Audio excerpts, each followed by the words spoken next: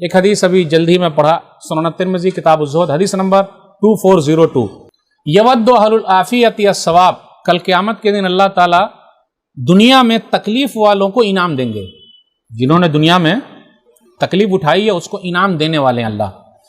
جب انعام کو وہ لوگ دیکھیں گے جن کو دنیا میں تکلیف نہیں ہوئی، ارے اتنا انعام مل رہا ہے، تو اللہ سے کہیں گے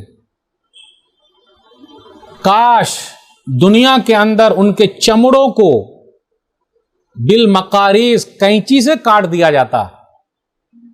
اے اللہ تو ہمارے چمڑے کو دنیا میں کینچی سے کیوں نہیں کٹوایا، اتنا بڑا انعام مل رہا ہے ان لوگوں کو، ہم کو بھی ملتا۔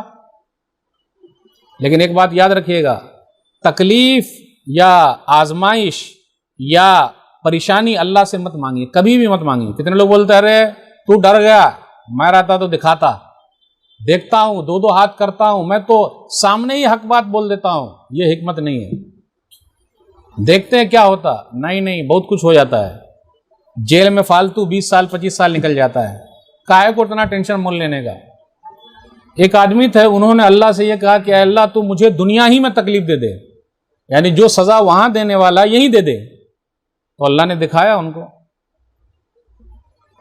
صحیح مسلم حدیث نمبر 2688 کتاب البر والصلہ کتاب الذکر والدعا کہ نبی صلی اللہ علیہ وسلم ایک آدمی کے پاس گئے، ان کی عیادت کے لیے، بیمار ہیں دیکھنے کے لیے گئے۔ یاد رکھیے گا، ہم اور آپ اگر بیمار کو دیکھنے جاتے ہیں تو ایک وقت میں 70,000 فرشتے دعا کرتے ہیں۔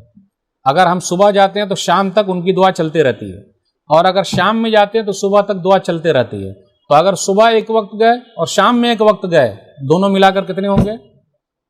1,40,000 1,40,000 فرشتے دعا کرتے ہیں۔ اس لیے خیر خیریت پوچھتے رہے، بھائی صاحب کیسے ہیں، کچھ ضرورت ہے کیا میری؟ کبھی موقع ملا پہنچ جائیے، السلام علیکم، وعلیکم السلام، لاباس طہور، انشاءاللہ، گھبرائیے نہیں، اللہ سب صحیح کر دیں گے، گھبرانے کی بات نہیں، بس اتنا بولنے کا۔ 1,40,000 فرشتے دعا کرتے ہیں، کتنے خوش نصیب ہیں ہم اور آپ۔ تو ایک بندہ تھا، اس نے مانگ لیا اللہ سے کہ اللہ تو مجھے دنیا ہی میں تکلیف جو دینا ہے دے دے، وہاں مت دینا۔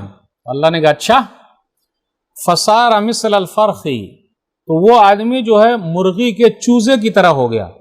مرغی کا بچہ کتنا ہوتا ہے، چوزے کی طرح ہو گیا۔